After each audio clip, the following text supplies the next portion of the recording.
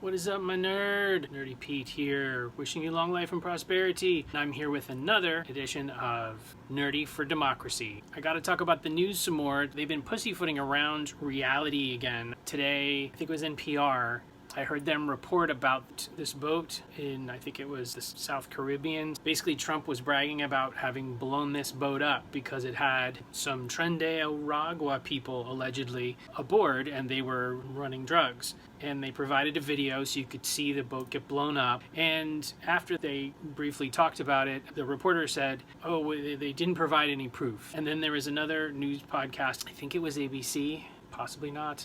They were talking about how Trump has been threatening to invade Chicago with National Guard troops to fight crime, Trump said. And then they just said something like, the president didn't provide any proof of a rise in crime. They were saying it's not clear what they were really invading Chicago for. Now, both of those examples, you might think, oh, well, they mentioned that, the president wasn't fully forthcoming with why he was doing the thing. That doesn't really get across the context of it. It's just not enough to say something like, no proof of their claims were provided. Imagine if a weather reporter were forecasting the weather and describing it by saying, well, later today, you're going to feel some moistness in the air, and then there's going to be some liquid falling down, and then, dude, just say it's raining. Just say it's raining.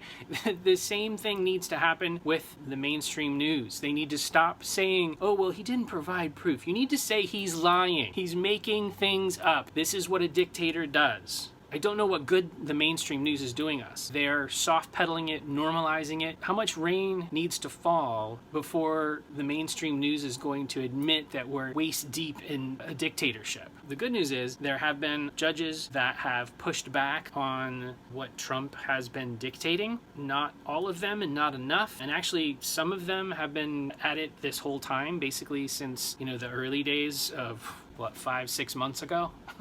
But every time they push back against Trump and his dictatorial deeds, I just worry about what SCOTUS is going to do, because Trump just loves to take all of this crap right up to the top, and SCOTUS enabled him to break the law in the service of his job as president. Are they going to do the right thing? And that's the really awful thing about this. There's so much instability. We never know what the Trump